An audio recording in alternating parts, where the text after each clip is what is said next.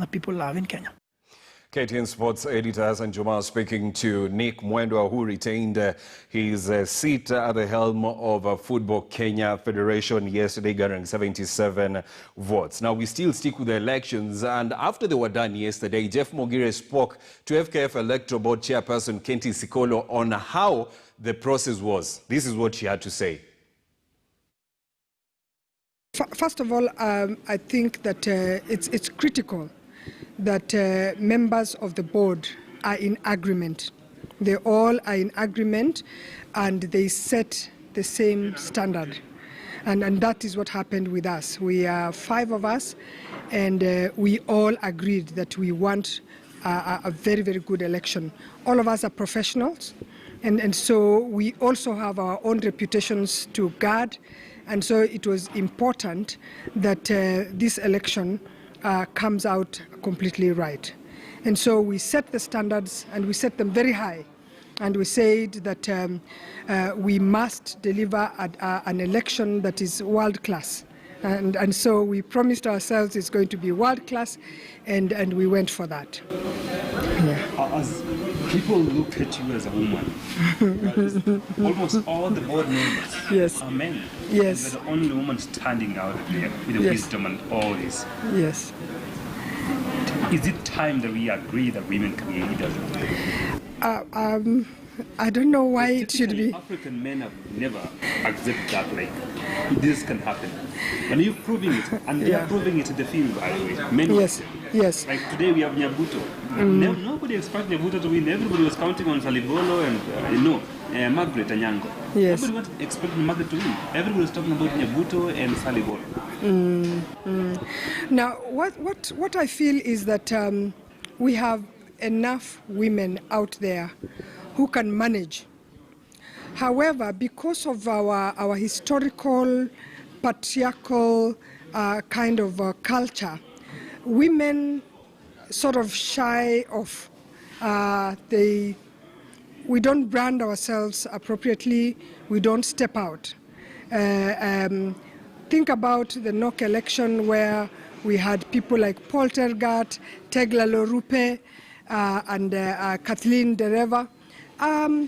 There's no reason why women shouldn't, and this is now sports, there's no reason why women shouldn't come out. And when I was asked to take up this role, I knew I was up to it because I have the experience that runs many, many years. There's no reason why I should not bring that experience on the table. Now, usually people associate elections with violence. And therefore, if there's violence, you want women to step back because you expect that there's going to be violence. And of course, women being the weaker sex, the violence sort of pulls us out of these management positions. However, we set the bar and we said there's absolutely no reason for anybody to fight. There's no reason for violence. In fact, the one county where they tried to be funny, they found they can't because it was very clear that the ballot boxes were already sealed. So even if you took them, you can't open them and stuff, you know. So I think that more women need to step out, not to worry about violence, and come up with processes that curb that violence. So we anticipated what could cause violence and we acted in the procedures to ensure that there's no reason for violence. You saw what happened today. Why would anybody come up to be violent? The process has been very open. We have been communicating. We have been so accessible. When they call any aspirant, any delegate, they have my number. So they had access to me and they were able to come across. The other thing that we did is that the board decided that they would want me to be the spokesperson which meant that all communication was coming from around me. That meant there's no confusion. There's absolutely no reason for anybody to quote another differently.